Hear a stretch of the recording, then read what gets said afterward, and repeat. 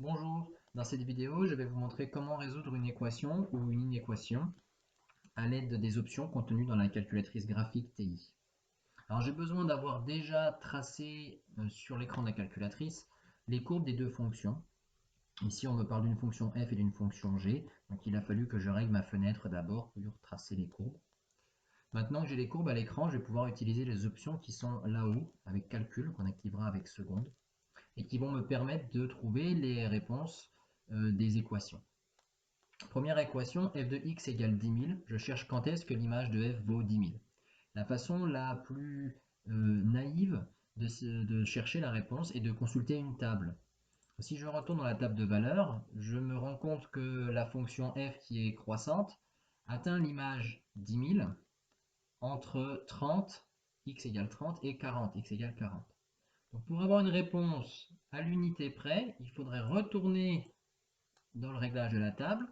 Comme la réponse est entre 30 et 40, je pourrais faire démarrer ma table à 30 avec un pas de 1 et retourner consulter la table. Et cette fois-ci, avec un pas de 1, je me rends compte que l'image 10 000 dans la colonne Y1 est atteinte entre 38 et 39.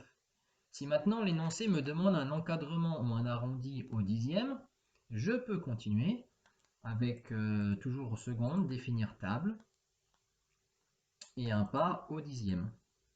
Je démarre à 38 avec un pas de 0,1. Non. Je démarre à 38, là, avec un pas de 0,1. Et je me rends compte que la réponse, la solution que je cherche à cette équation, elle est comprise entre 38 et 38,1. Bon, ça c'est bien, mais on peut faire mieux grâce à l'option de calcul. Je vais retourner dans f de x et je vais créer une troisième formule.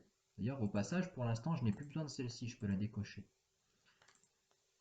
Je vais créer la fonction constante. Et donc, je vais avoir une droite horizontale d'équation y égale 10 000. Ça, c'est la courbe de la fonction f qui est retracée. Et voici la droite horizontale de niveau 10 000. Et maintenant, si je cherche l'intersection sur le graphique, ça va me donner de façon assez précise la solution x telle que f de x égale 10 000. On va aller dans calcul.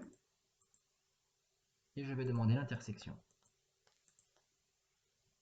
Et maintenant, elle va me poser des questions. Elle veut me demander où est-ce que je cherche. La courbe 1 est bien la courbe de y, définie par y1. La courbe 2 est ici la courbe définie par y3. Et la valeur initiale, c'est à quel endroit on cherche. Alors ça peut être important si vous avez plusieurs points d'intersection, il faut vous placer suffisamment proche de l'intersection pour qu'elle trouve la réponse que vous voulez. Et voilà, en appuyant sur Entrée, elle m'annonce que, avec la précision qu'elle a, c'est 38,051966, la valeur approchée, la meilleure qu'elle ait trouvée pour la solution de f de x égale 10 000. Maintenant, si le problème n'est pas quand est-ce que l'image est 10 000, mais quand est-ce que deux fonctions ont la même image, il faut déjà que je retourne ici afficher la deuxième courbe, la courbe de la deuxième fonction, puis je n'ai plus besoin de celle-ci. Et je vais procéder de la même façon. Alors je pourrais aussi consulter une table de valeurs et puis chercher petit à petit où sont situées les images égales, ce qui est un peu fastidieux. Plus rapide est de redéclencher l'option calcul, intersection, et pareil, je vais répondre. Quelle est la courbe 1? C'est la courbe définie par l'expression y1. La courbe 2, je prends l'expression y2 égale 300x. Et la valeur initiale, alors là, je vais avoir deux possibilités. La première, c'est de placer mon curseur suffisamment près du point d'intersection qui est plutôt sur la gauche de l'écran. Et elle va m'annoncer que première solution possible, 8,4. Et dans ce cas-là, y vaut 2520. Vous pouvez vérifier par le calcul si vous remplacez x par 8,4 dans l'expression de g et dans l'expression de f, alors vous trouverez à chaque fois 2520 comme image. Ce qu'on peut vérifier si on fait une table suffisamment précise. Si on fait une table qui démarre à 8 avec un pas de 0,1, on va avoir la confirmation dans la table. À 8,4, vous avez bien les deux images égales. Maintenant, j'avais vu sur la courbe que apparemment il y a deux intersections, donc il y a une deuxième solution à cette équation, f de x égale g de x. Et je recommence avec calcul. Je cherche intersection. La courbe 1 est toujours celle de f avec y1. La courbe 2 est toujours celle de g avec y2. Et cette fois-ci, je cherche avec une valeur initiale qui est située vers la droite de l'écran.